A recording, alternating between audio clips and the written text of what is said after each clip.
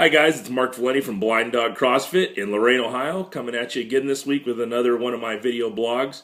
Wanted to go over a little wrap up from this weekend. We had the Dogs Bullocks team competition. It was a four-way team competition. We ended up having 12 teams compete. So you got to pick your four members, 2 men, 2 women, and we put you through a series of workouts. It was nice to see that there were several Blind Dog teams up on the podium, including a team that was 3 out of 4 Blind Dog members winning the whole thing. Second place was a team totally comprised of Blind Dog gym members, and I went from there. I ended up tweaking my bicep a little bit and had a hard time after the Stone event, so I'm rehabbing that currently, and we'll see where we're going to go from there. Super PT Ben Cooks, he's going to help me out with that. The next one up is Wonder Twins. That's going to be on August 23rd. You get to pick your team. It's a man-woman mixed team competition.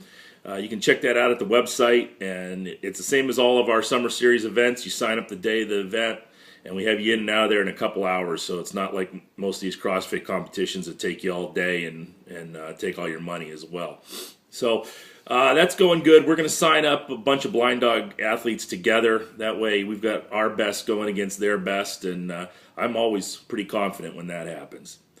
Today I want to talk about my favorite subject in training, CrossFit in general, and that's maximal strength training for CrossFit athletes. CrossFit gets a bad rap, usually deservedly so, that CrossFit style training won't make you stronger. There is no CrossFit style training. I still don't like that terminology. All boxes are different. All programming is different, and the art and the science come together with the programming, and that's when you tell whether or not you've got good coaches or bad coaches. Anyone can spot problems with technical issues, but it's the programming that will see whether or not you actually make gains in the sport or not.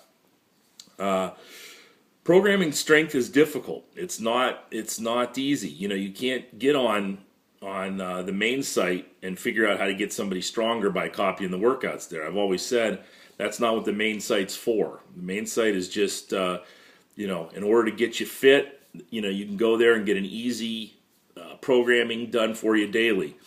There's a science and there's an art to strength training and strength programming, and every athlete's different, and you got to notice those differences and figure out how to make people stronger.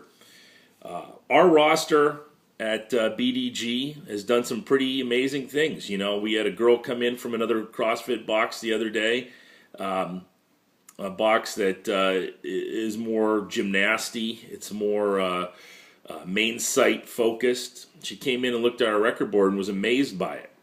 Some of the girls up there, she had never seen weights lifted like that in her gym.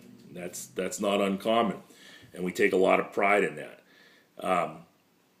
When you look at the elite level CrossFit athletes, to say that they're not strong is just a cop out. There's no way you can look at the CrossFit Games this past weekend and look at athletes like Rich Froning doing an overhead squat with 377 pounds. I was in an elite level strength sport at the highest levels, and I competed against guys who were 300 pounds, and I would be hard pressed to find one who could overhead squat 377 pounds. I sure as heck couldn't have done it, and he was doing it at whatever body weight he's at, sub 200.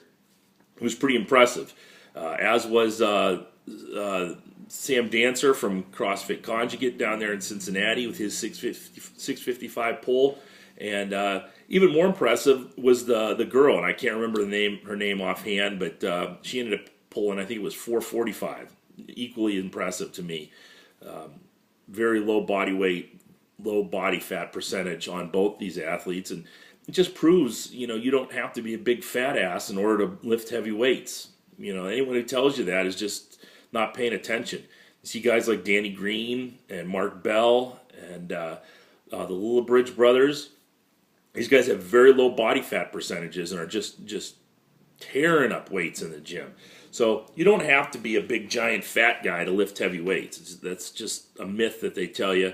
You can be fit, you can be in shape, you can be able to do pull-ups and handstand push-ups as well as pull heavy weights. It's an ideal situation to be in. Be good at everything. Don't think that you have to compromise your fitness, in order to pull heavy weight or push a heavy weight. It just doesn't need to happen. When you're looking at boxes and looking at ways to reach your goals, if your goal is to get stronger, if that's the problem, if you're really great, you come in, you can do, muscle ups and walk on your hands and all this stuff. Depending on your goals, you have to find a box that's going to fit those goals. If you can already do that stuff and you need to get stronger, find a gym, find a box that's going to get you to those goals. It may be outside CrossFit, and that's great. If you're a Philadelphia CrossFit athlete and you've got all those tools, the handstand push-up, the muscle up, all this stuff, go see Steve Pulcinella at Iron Sport. He's a crotchety old bastard, but he will get you stronger. He's gonna talk smack to you in a good-natured way the whole time you're there, but I guarantee you'll walk out of that gym stronger than when you walked in, and that's what you might need to do. Again, I've always said, go outside of CrossFit. Find guys who are knowledgeable and pick their brains and get stronger. That's all there is to it. There are plenty of CrossFit gyms out there that can also help you.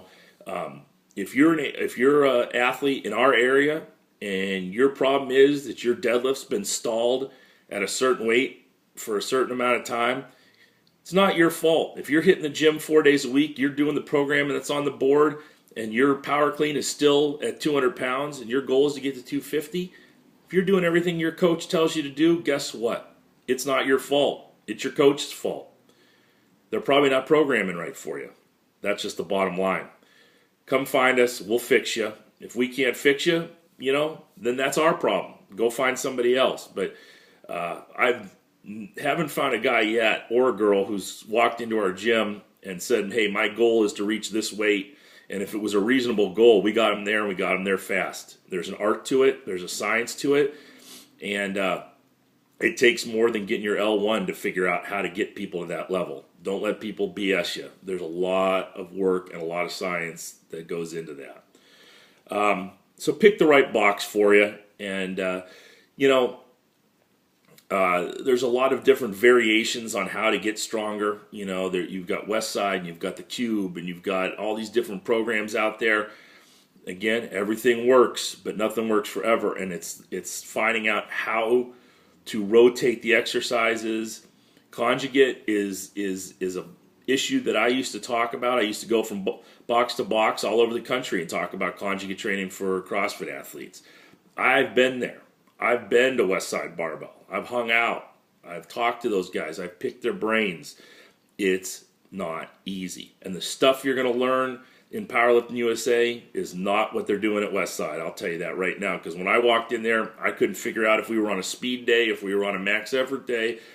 It was just, it's not what they tell you in the magazine. That is a cookie cutter template of how to implement conjugate training into your workout. There's a lot to it, and you better be an expert.